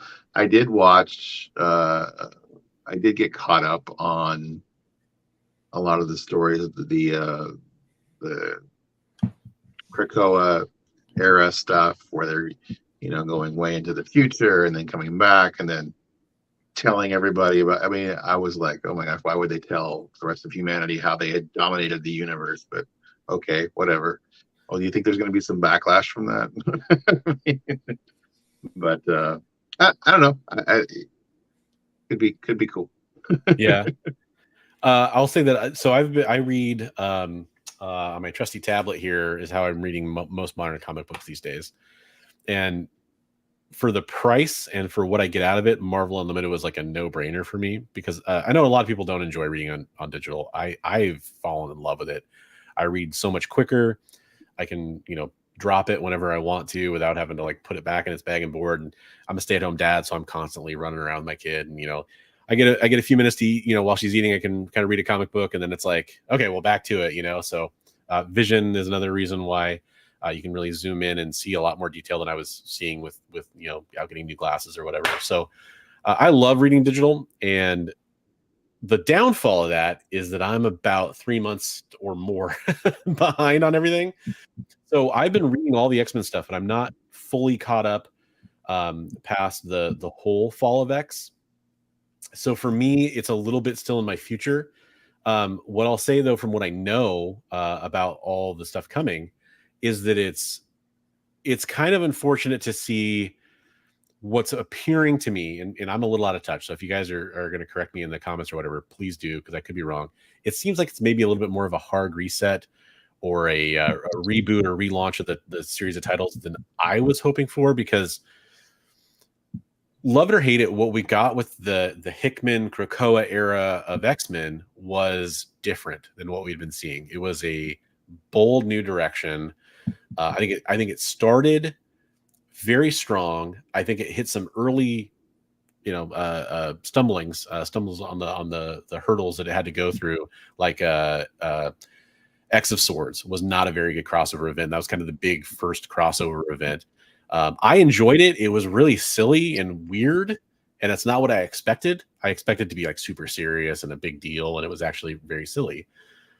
So seeing this kind of like play out, like it got better again, but a lot of people already jumped off those titles. I get Marvel's a big company. They have X-Men coming to the big screen. They need to relaunch and kind of reset to maybe kind of a continuity that's a little bit more neutral for people to jump on. At least maybe that's their philosophy. I can't really say for sure.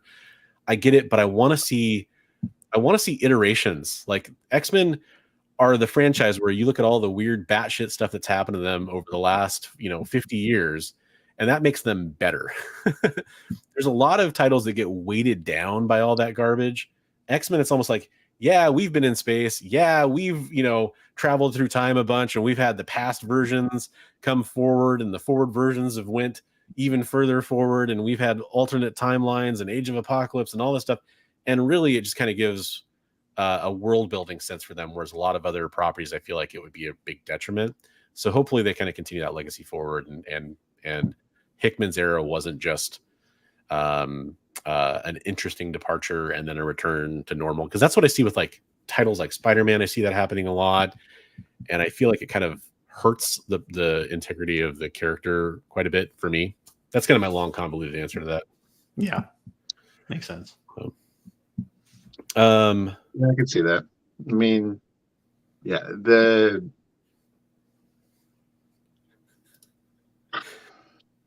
I don't know. It's so convoluted with the going way forward in time and way back. I mean, it could really get confusing for readers.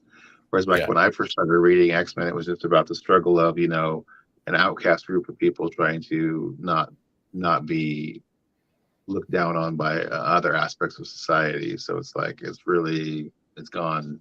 I mean, it was very interesting what I read, but I'm like, wow, it could really get hard for somebody. Like maybe they're an original X-Men animated series fan or something, and they come in and they're going, what is going on with my X-Men?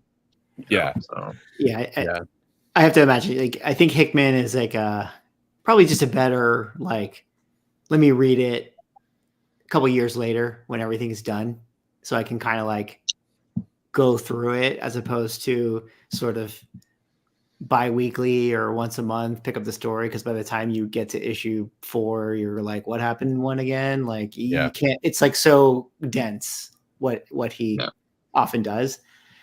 I guess I would imagine that this stuff is sort of like guys, we're going to get the nostalgia of X-Men 97. We're going to get the Deadpool Wolverine movie watchers. They're going to come into the comic book store, and you kind of just need to give them like meat and potatoes X-Men. Yeah. So it's like that seems like maybe that's what this will be like. Let's just go back to real basics here. Yeah. They got the team. They got to fight Magneto and stop him from whatever blowing up the building.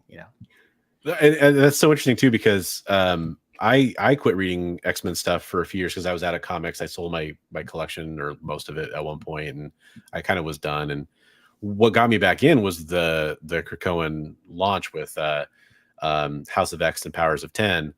And a big reason why was because it was a new era in the storytelling, but more importantly, they stopped all the titles and they went to 2 titles.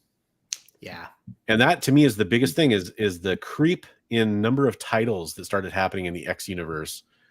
I mean, okay, they added X-Force. Okay, they had X-Men. Okay, that makes sense. And then, got to have a Wolverine. Okay.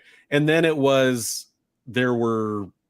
point, Knights of X and Realm of X and Immortal X, Immoral X. There's just so many different titles. It was getting ridiculous. Like, there's a little thing now in the back of the X books that tell you which comic to jump to next, and it'll list like the next 12 or 15 books you need to read, and it would not show you, like, you'd be reading X-Men number 17, and it would not show you X-Men 18 anywhere on that list because there's so many other titles that have to develop first. It's ridiculous. It's too much, and that's what happens with all these books. That's such a problem with like current comic books in general. Like if you're following Spider-Man or Batman or whatever, it's like the Denny's menu. Like there's just too many choices. Like especially if you're that like returning reader or the returning comic book collector, and you're sort of like, okay, I know I just like Spider-Man. Like where do I go? Yeah. this is a much larger topic and something maybe we'll talk about on a different episode or different version of this show. I've been a big believer that Marvel needs to create a way to just have a few flagship titles that like one reader could read Spider-Man, X-Men, Avengers, and not be feeling overwhelmed, and then have your spin-off Ultimate Universe, have a spin-off universe that, I've said this for a long time, like have a Bronze era where your storytelling is very much like what happened back in the day for readers, and it's kind of its own controlled little thing. And if people want to read it, they can read it. If they don't need to read it. It's not connected to the larger overall continuity. Having things like that, I think, would be really beneficial for Marvel fans that, they're relaunching the series every 12 issues, and people are like, I don't know, like, what number is this? What do I need to have read before I read this storyline? It gets too confusing. Yeah. Like I was saying, I got caught up on the X-Men Krakoa stuff. I watched like a live read through kind of thing on YouTube, right? I'm watching, and it was like you're saying, they're jumping back and forth and back and forth and back and forth from storylines to try to stay in release order. And I'm like, oh my God. It's like, all right, okay, yeah, he was talking about that like 15 minutes ago. All right, it's just like, I'm like, yeah, too much. It gets ridiculous. Sorry, I just have to throw this out because we're on the conversation. I just need to put it out there in the universe. If I could wave a magic wand, what I think would be really cool is every now and again they have some series that, instead of what the facsimile does, like kind of treat it like what other entertainment fields do when they do like a reboot of a movie franchise or like a stage play. We're going to do the Phantom of the Opera or whatever. Like, it'd be cool to see creators be like, all right, guys, like we're going to do like our retelling of Spider-Man. And they start with AF-15. I mean, they can call it ASM-1, but you start with the literal story that came out of AF-15, the Stan Lee one. But obviously with today's standards, like whatever that art style would be and the storytelling and whatever, you just kind of adapt it. And then the next issue would be ASM-2, like him going against the Vulture or whatever. And you actually go through the progression again, but with like current writers putting their new spin on it and obviously giving it a little bit of a cooler style and stuff than it was from the Silver Age and all that. But that would be kind of cool. Like if every it's kind of what they did with the original version of like Ultimate Spider-Man and Ultimate X-Men and that kind of thing. And there's been a number of times where like John Byrne did his Spider-Man, I think it was chapter 1 or something like that, where he went back and he retold, like you're saying. It was really like I'm not opposed to that idea. That's a really cool idea that they could go back and do that. I also wanted to say, like, I was watching Bronze and Modern Gods the other day, and they kind of alluded to something that you said, Bronze, where they're like, can we just go back to the Bronze Age Marvel stuff? That's what I want to read right now. I don't want to read this new stuff.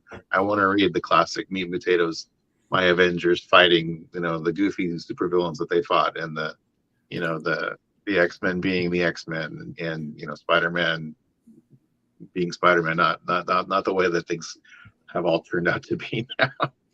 I mean, I've somewhat half seriously reached out to people I know that may know people to be like, hey, like I have an idea that would make you guys some money. Like, just, I know they don't really care about that, but if I had more power, I would definitely institute that, because I think they do the Bronze Age universe, Yeah, or, I mean, you could say silver.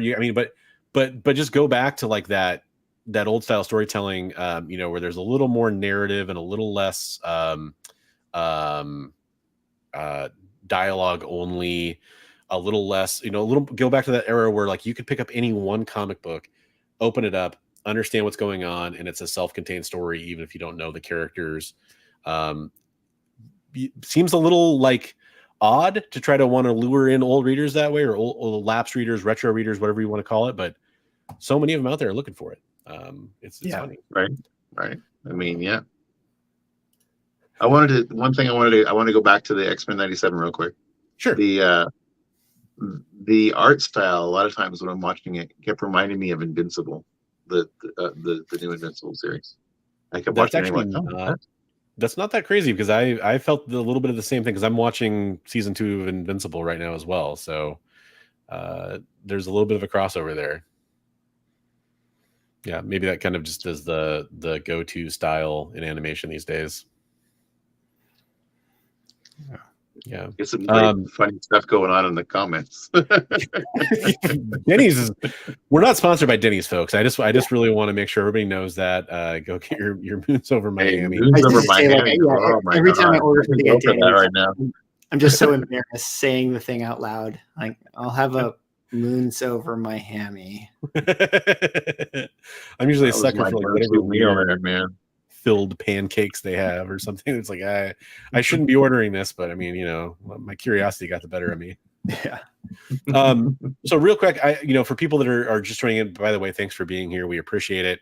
This is a new series we're doing. It's a live series. It's going to happen every 2 weeks. We started out the show when we brought Swagglehaus on. We started off talking a little bit about his Kickstarter. I do want to, before we close out the show and kind of wrap things up, I did want to just kind of real fast, show that again. It is a fully funded project. I'm going to drop that link into chat right now so you guys can go check it out. And I'll edit the description after the video, after the live stream's over to include that link for people watching on the rewind. But I do recommend checking it out. Like if you enjoy indie comic books, if you enjoy seeing something original, if you enjoy Lovecraftian noir stories, or if you enjoy Swagglehaus, I mean, there's a lot of reasons why you should check this out and go check out the page for yourself. Play through the video, dig through the tiers, the story, some of the artwork, and see what you guys think about it. Because I recommend checking it out and consider supporting it.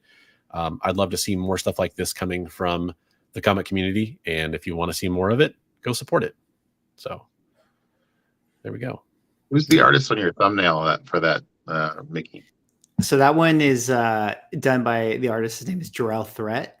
He does a lot of kind of like Magic the Gathering work. It looks very Magic the Gathering-esque. Yeah. I've actually because I write a lot for Magic the Gathering, and so I kind of have similar mutual friends and stuff like that with him. And yeah, he does incredible card artwork. And so I just asked him to kind of create, I call it key art, like just art, art that I can use on my website. And I have aspirations. Like, I'm like, oh, maybe I can make like a cool box to deliver everything in. And that would be the box art. Are we going to have a sanity card game someday? That would be awesome. The card game and board game Kickstarter world is quite the space for sure. It's huge out there. Recommend checking out the Kickstarter. Recommend checking out Sanity. I have a question for you, just as a question for you as a content creator, Mickey. And I hope you're cool with this kind of question, but I'm always a little jealous and a little impressed by how quickly you were able to tackle such gripping issues, things that we're all talking about on social media. And every time I see that, that kind of conversation bubbling up, boom, there's a notification. Swagglehaus has dropped a new video.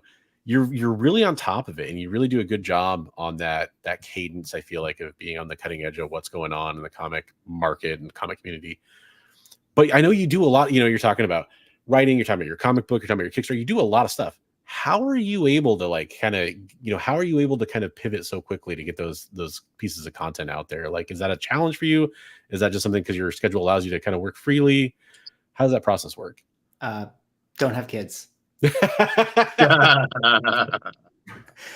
Fair enough. Probably my number one thing. No, I'm fortunate. I get to work from home a lot. So yeah. This is my office. I'm right here, so a lot of times now it's kind of a funny thing. And I'm sure you kind of get this too, where you like people will send you like, oh, here's the CGC thing, or here's like the news or whatever. And you'll get it. So on some of those days I'll get the text sent to me or something like that. But I try to just build it into my routine now. Like, if I ideally I can make videos where I'm not on camera. Sometimes you'll notice like if I'm on camera, then it's I probably made it in the morning, and then if I'm not on camera, I made it at night because I use my window, which is like behind me right here, to light me. But yeah, it's just kind of a knock it out in the morning, pound a couple coffees, don't have kids, and allow yourself to do it. That's really how I'm able to get a turnaround. Right on, man. Yeah, it's one of those things where like I do not blow smoke in this kind of way, but I've always been very impressed by your style of how you speak about things. And I mean, just not only that, you're able to get the videos out right when they need to be out for people to. Here's the best part about it: to get people talking and to get people discussing. Because I often say, like, when these things happen, it's not so much. There's a lot of people that get out there quickly, and it's like they're almost like drumming up the drama, and they're trying to like kind of play off that a little bit. But what really needs to happen is we kind of all need to talk about these things. We need to kind of have like do we as a community feel like this is okay?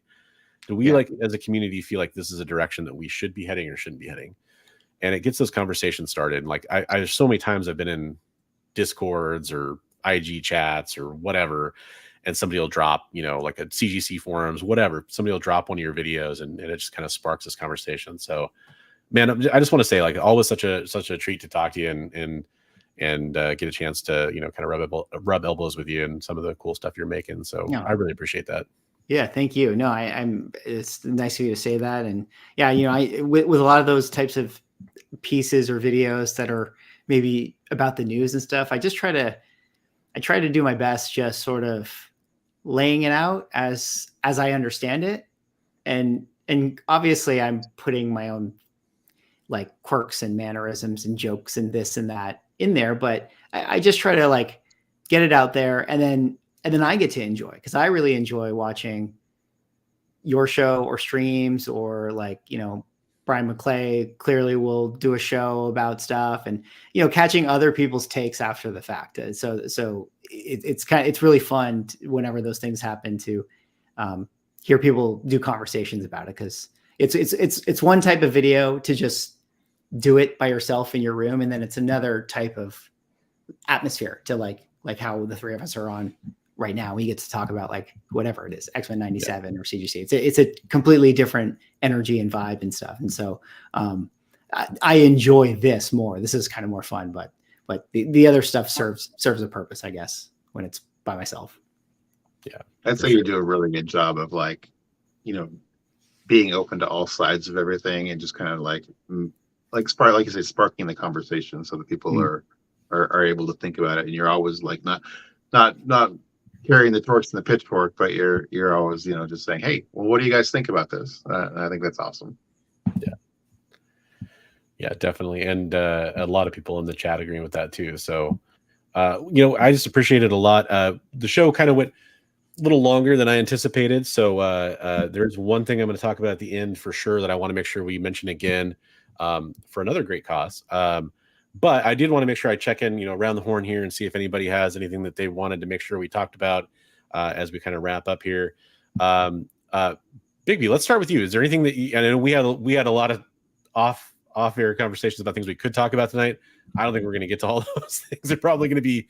I think we did a good job of touching well on a few topics, and we've got many more for future shows. I think we hit the time-sensitive stuff, so I think that was really good, and it was awesome that Mickey's on here with us. I mean, that's just icing on the cake.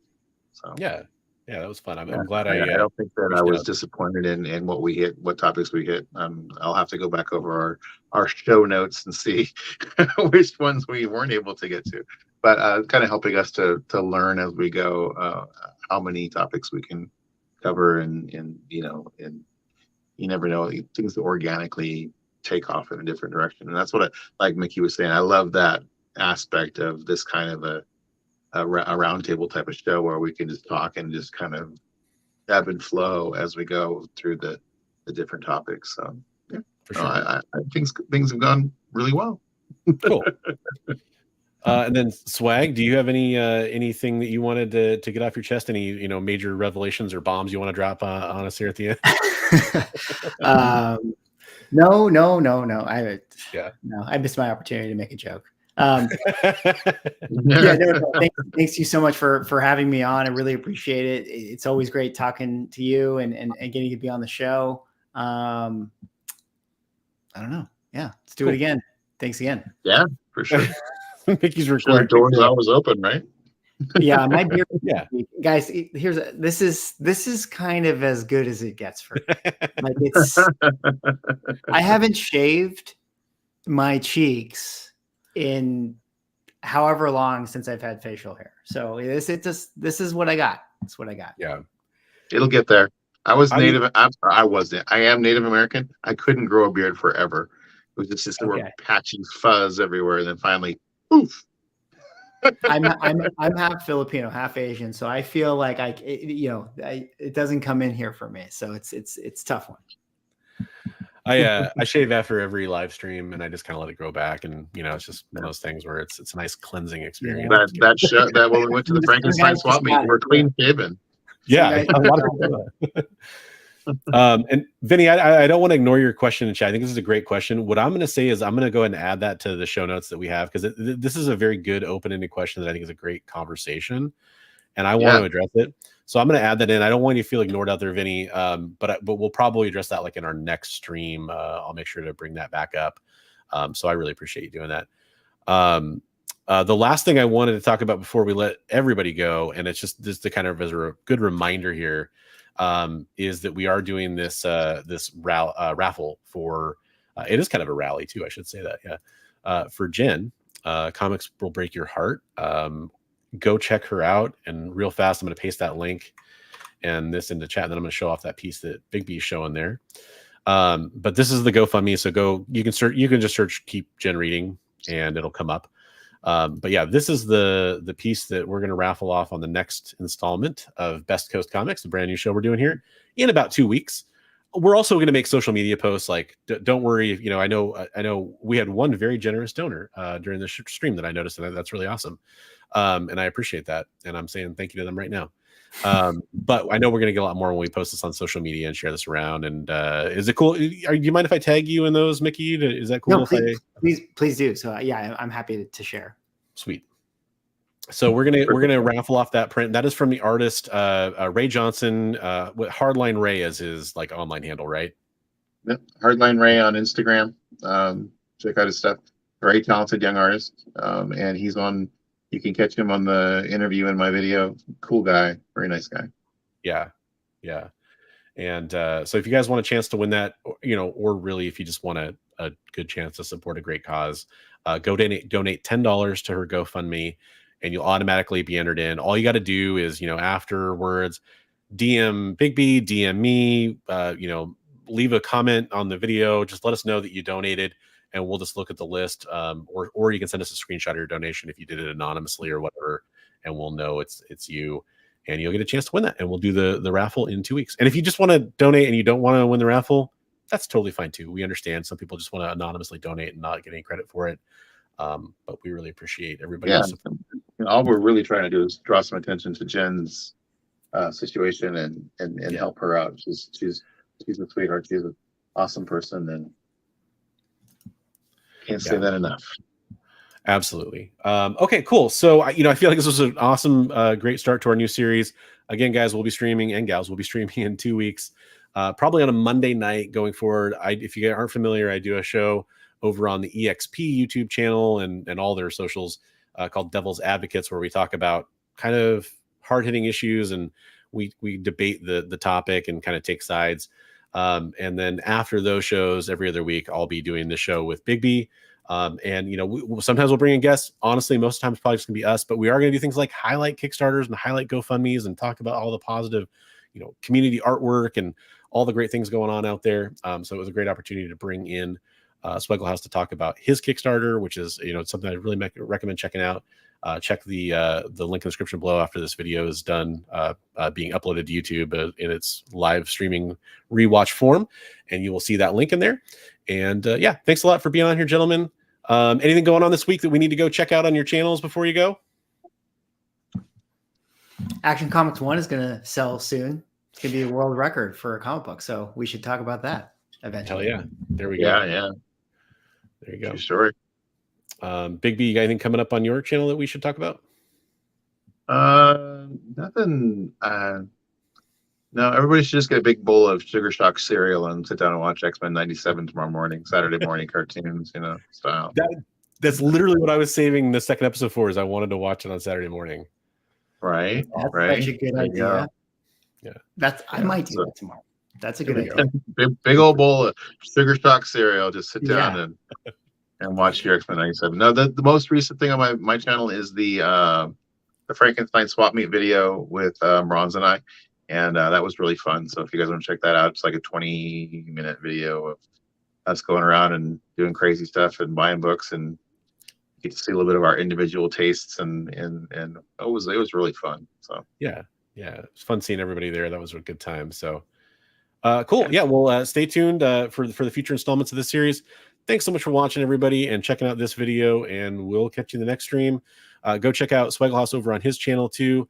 And the link for Bigby is currently in the description if you want to go check out his channel and his Instagram. And yeah, thanks for watching, everybody. Thanks for being awesome in the chat. We really appreciate it. Have a great night. Have a great weekend, and enjoy your X-Men. Bye, everybody.